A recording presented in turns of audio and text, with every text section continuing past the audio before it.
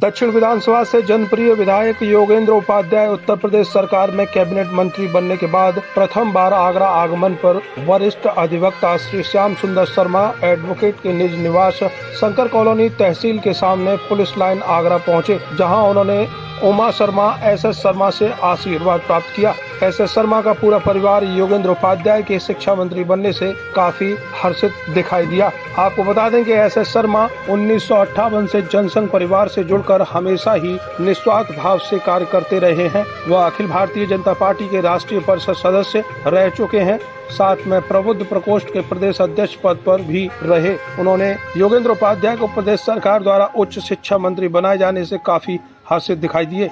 उन्होंने मंत्री के उज्जवल भविष्य की कामना की। मुझे ये कहना है कि ये ऐसे प्रथम विधायक हैं जो वास्तव में सर्वप्रथम सबसे ज़्यादा आयु वाले जो भाजपा या संघ कार्यकर्ता है उसके यहाँ उन्होंने खुद व्यक्तिगत तौर पर आकर के आशीर्वाद ग्रहण किया। मेरा हृदय ही नहीं, रोम रोम मेरा हर्षित है और तहे दिल से नहीं बल्कि आत्मा से इनको अच्छी तरह मेरा आशीर्वाद है। और ये निश्चय ही वैसे तो अपने खुद इनके कर्म, मेहनत, कर्तव्य निष्ठा वगैरह इतनी जोरदार है, प्रस्तुति जोरदार है, सारी जो अपेक्षाएं हैं, कर्तव्यशील भी हैं, स्वाभिमानी भी हैं, ज्ञानवान भी हैं। तो मुझे पूरा भरोसा है कि ये पार्टी ने बहुत अच्छा निर्णय लिया, बल्कि इनको तो पहले ही कैबिनेट देनी चाहिए था। तो आज पार्टी के सामने जो समस्याएं आई थी, इन सो मेनी वर्ड्स, विरोध वर्ग नहीं है, ये नहीं है, ये बेचारे यहाँ के एमएलए थे और बा फतेहाबाद शमशाबाद के देहात में रोही में कुतुबपुर में इन सब गाँवों के कार्यकर्ताओं कहते थे किसी भी बिरादरी का है मैं तुम्हारे साथ हूँ, तुम्हारी कोई नहीं सुना मैं सुनूंगा। छोटे लाल सुनिए चले कोई वो भी नहीं था, हमारी पार्टी का भी नहीं सुनो, मेरे पास आ जाना। तो इतनी हिम्मत बढ़ाना आदमी का वैसे ही मन हो रहा है, राष्ट्र विचारधारा का है, मोदी योगी के पूरा आकर्षण है और उस पर भी जनप्रतिनिधि मिल जाए। ये दो प्रश्न हैं और दोनों ही महत्वपूर्ण हैं, या इसके दो भाग हैं। जो भागीरथ जो बने हैं वो कलयुगी भागीरथ नहीं रहे। ये जैसे नकल करके फर्स्ट डिवीजन ले आए, 90% ले आए, दंत बंद से ले आए, एकड़म तिकड़म से ले आए।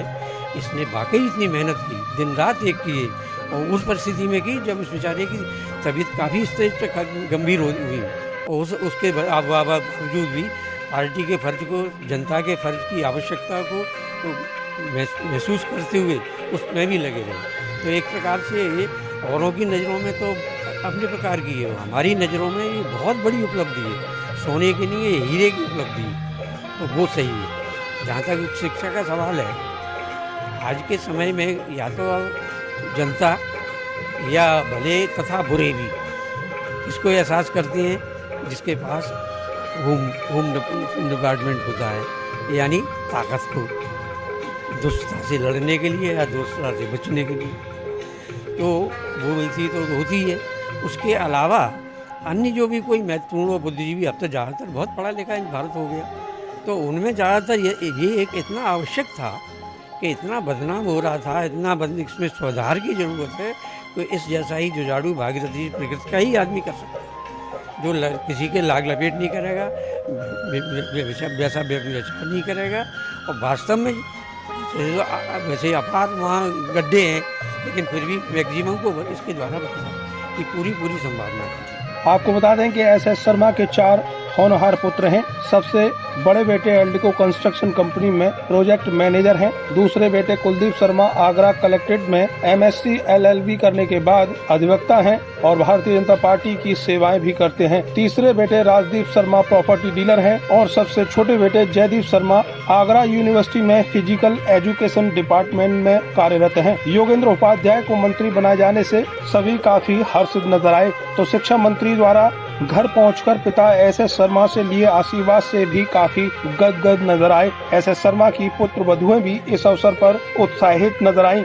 मैं अंजलि शर्मा, पुत्र वधु श्री श्याम सुंदर शर्मा जी, और आज हम अभी से सौभाग्य मानेंगे कि अभी आयोग शिक्षा मंत्री श्री माननीय आपके योगेंद्र उपाध्याय जी आज हमारे घर आए थे, क्योंकि हमने एक छोटा सा उनको वेलकम किया था और कंग्रेचुलेशंस करने के लिए हमने उन्हें आमंत्रित किया था। तो जैसा शहर में सभी उन्हें यहाँ के भागीरथी के नाम से जानते हैं, तो हम भी यही चाहेंगे कि शिक्षा के क्षेत्र में उनसे बहुत अच्छी उम्मीद है और आगे बहुत अच्छा काम करेंगे भी और शायद चाणक्य साबित होंगे, और ऐसी उम्मीद हम करते हैं। मेरा नाम अंजना शर्मा, मैं पुत्रवधू श्री श्याम सुंदर शर्मा जी की 2nd नंबर की पुत्रवधू हूँ। और जैसा कि आज हमारे घर में श्री माननीय योगेंद्र उपाध्याय जी कैबिनेट मंत्री बनने के बाद हमारे घर आए, हमने उनका बहुत जोरदार स्वागत किया। हमें ये सौभाग्य प्राप्त हुआ कि आज वो हमारे घर में आए, उन्होंने हमारे पिताजी का आशीर्वाद प्राप्त किया। हम यही चाहते हैं कि जिस तरीके से वो उच्च शिक्षा क्षेत्र के बने हैं कैबिनेट मंत्री, तो आगे चल के जो अभी हमारी शिक्षा का क्षेत्र है उसमें वो और भी बहुत सारी चीज़ें नई लेके आए, जो मुझे लगता है कि अभी नई युवाओं के लिए नहीं है। और कॉलेज में आके अभी भी बहुत लोग शिक्षा को लेकर परेशान हैं और बच्चों को वो फैसिलिटीज़ नहीं मिल रही है जो उन्हें मिलनी चाहिए। मुझे लगता है कि उनके आने से नई सोच के साथ वो और भी आगे बढ़ेंगे और सारे युवाओं के लिए और हमारे स्टूडेंट्स के लिए, सबके लिए बहुत कुछ करेंगे। और जिस तरीके से वो गंगा जल की वो लेकर आए, वो अभी तक आगरा में नहीं था। पानी की सबसे बड़ी समस्या है जो यहाँ पे हर किसी को अर्थराइटिस की प्रॉब्लम को फेस करना पड़ा। उनके आने से ये रहा कि उन्होंने जो गंगा जल लाके सब लोगों की ये परेशानी दूर की, उसके लिए हम बहुत बहुत धन्यवाद आभार करते हैं उनका। यही मेरी विशेष है। कुलदीप शर्मा एडवोकेट, और मैं आज माननीय योगेंद्र जी विधायक जी का बहुत बहुत आभारी हूँ, जो उन्होंने एक पुराने कार्यकर्ता को, जनसंघ के कार्यकर्ता का सम्मान किया और उनका आशीर्वाद लेने वो स्वयं कैबिनेट मंत्री बनने के बाद सबसे पहले मेरे घर पधारे, तो मैं उनका बहुत आभारी हूँ और उम्मीद करता हूँ कि वो इसी तरीके से और तरक्की करते चले जाएं और अपने आगरा और उत्तर प्रदेश का और देश का नाम रोशन करें।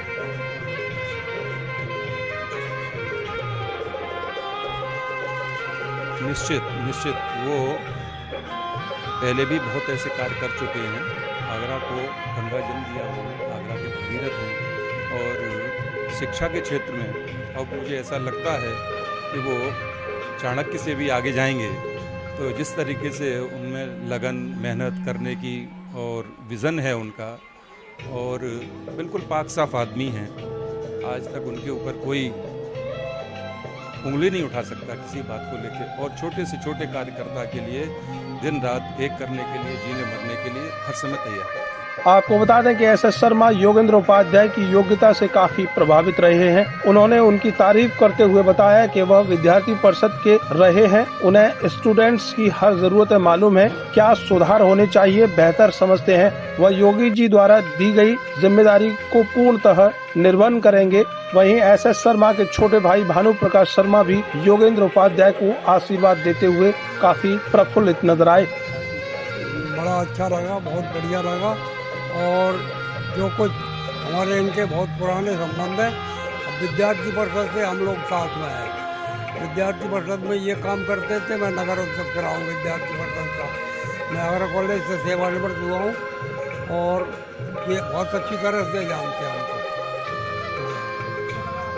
अरे बहुत अच्छा लगा, जो है अपना आदमी अपने पास आवे और उसका सम्मान हो और वो बढ़े, तो जो है इससे भी ज़्यादा अच्छा और क्या होगा। जनसंघ सहित विभिन्न पदों पर कार्यरत रहते हुए भाजपा की सेवाएं निस्वार्थ भाव से करने वाले एस.एस. शर्मा सहित परिवार से मिलकर उनका आशीर्वाद पाकर शिक्षा मंत्री भी काफी अभिभूत दिखाई दिए। उन्होंने मिले आशीर्वाद को अपने शब्दों में बयां किया। देखिए, जिस समय भारतीय जनता पार्टी का अस्तित्व ही नहीं था, जनसंघ गिने चुने लोगों में सिमट रही थी, उस समय विचारों के अधिष्ठापन की लड़ाई जिन लोगों ने लड़ी और आज उसका परचम पूरे दुनिया में फैला रहा है, वो अपने हिंदुस्तान की राजनीति में परचम लहरा रहा है, वो जिन लोगों की पुण्याई की वजह से हुई है। जहां हम जिस स्टेज पर हम आज भाषण देने खड़े हुए हैं, वो स्टेज जिन्होंने बनाई है, वो उनमें से एक हमारे श्याम सुंदर शर्मा जी भी हैं। और उन पुरातन लोगों में से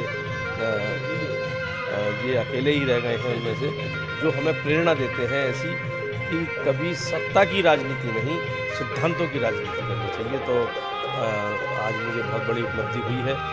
प्रदेश सरकार के मंत्री के रूप में मुझे नेतृत्व चुना है, तो पहले मैं उन लोगों के समक्ष श्री चरणों में नमन करना चाहता था, तो मैं इसलिए आया इनके यहाँ, जिनकी वजह से, जिनकी पुण्याई की वजह से आज इस स्थान पर पहुँचे। आपको बता दें कि जनसंघ में रहते हुए एस.एस. शर्मा 1967, 1969 और 74 में दीपक चुनाव चिन्ह से फतेहाबाद विधानसभा से चुनाव भी लड़ चुके हैं। भाजपा के विधायकों और सांसदों के नॉमिनेशन फॉर्म भरवाने का कार्य भी श्याम सुंदर शर्मा करते रहे हैं। इतना ही नहीं, वर्तमान समय में वह भाजपा में वट वृक्ष की तरह हैं, जो निस्वार्थ भाव रखते हुए भाजपा को फलने फूलने का आशीर्वाद देते रहते हैं। ऐसे शर्मा की तपस्या इतनी बड़ी है कि भाजपा के उच्च लोगों से संबंध होने के बावजूद भी कभी परिवार में अपने बच्चों के लिए किसी पद की उम्मीद तक नहीं की। वर्तमान में भाजपा अगर चाहे तो ऐसा शर्मा संवैधानिक पदों के लिए उपयुक्त भी हैं, क्योंकि श्याम सुंदर शर्मा का तजुर्बा भारतीय जनता पार्टी को